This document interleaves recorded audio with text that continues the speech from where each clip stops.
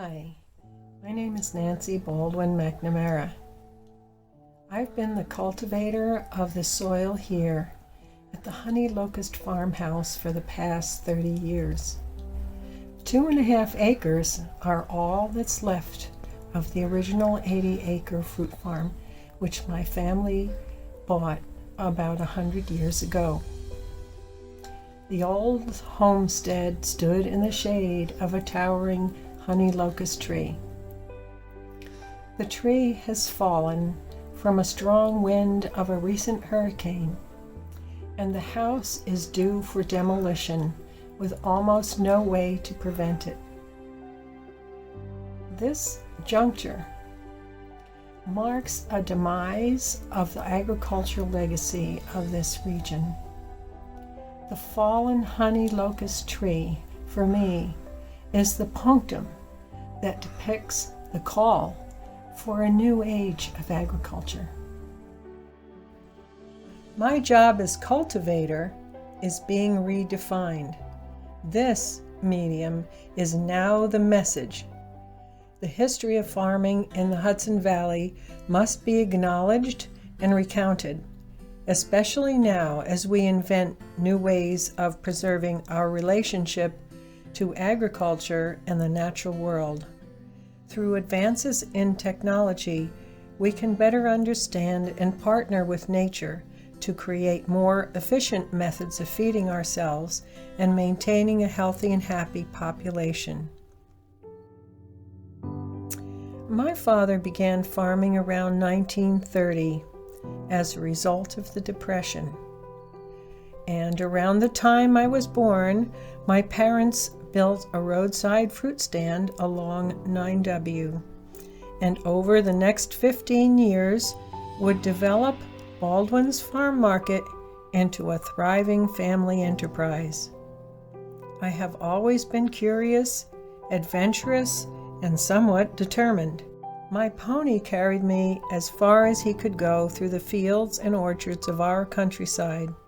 Later, Miss Supercycle would ride her bike around the Mediterranean countries and sample the culture and cuisine of its peoples.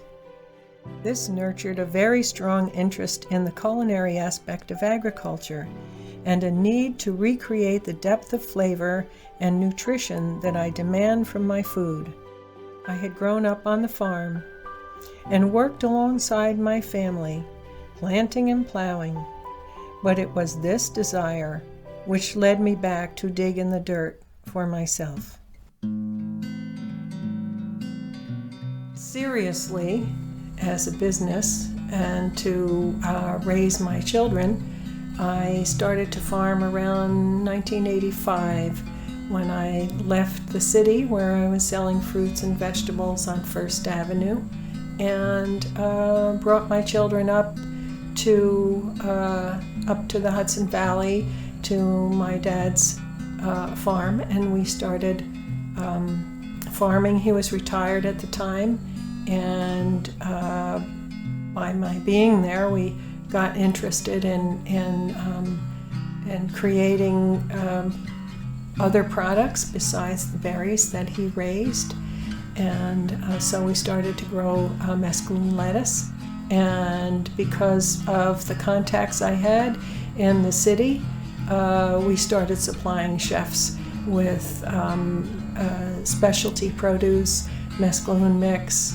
We got involved with the Culinary Institute and supplied them with mesclun and many, many other greens and baby vegetables and berries.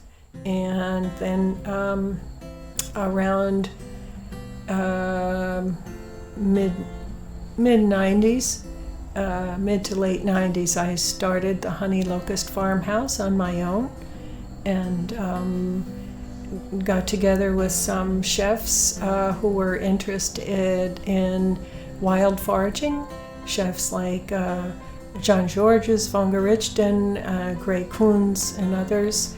And so I began wild foraging. Wasn't too hard because I've been sort of living with these wild things all my life.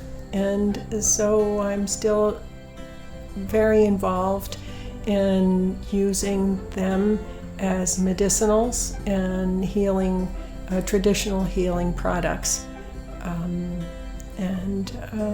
So I'm still learning how to farm biodynamically, and I've run the gamut from organic, and now I'm focusing in on the biodynamic aspect of things. And so for me, that's spiritual, scientific farming at its best.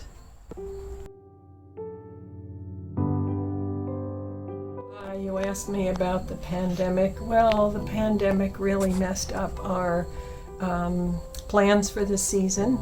We have been coming together to institute a CSA for elders and others, based on coming together and giving instructions on gardening, and also teaching about food and eating and nutrition. And we still plan to do that, but we could use some help from the government and or others to implement our ideas, especially now, since the pandemic is not going away as quickly as they thought. People may become quite food insecure. So farming needs to be done on a local scale. Industrial farming doesn't do the trick, and there are programs now, such as the woofing program and stone barns, to help people understand the connection between farming and food. And so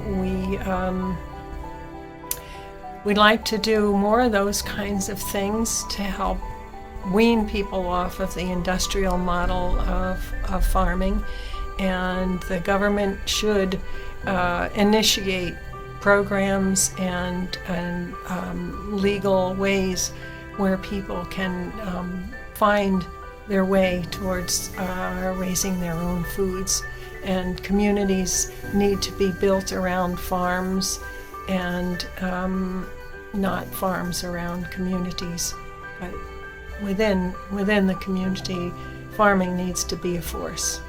And so we would like to be a force to offer that instruction. And so that's what we do here at the Honey Locust Pharm House at present. We teach people how to farm and how to eat.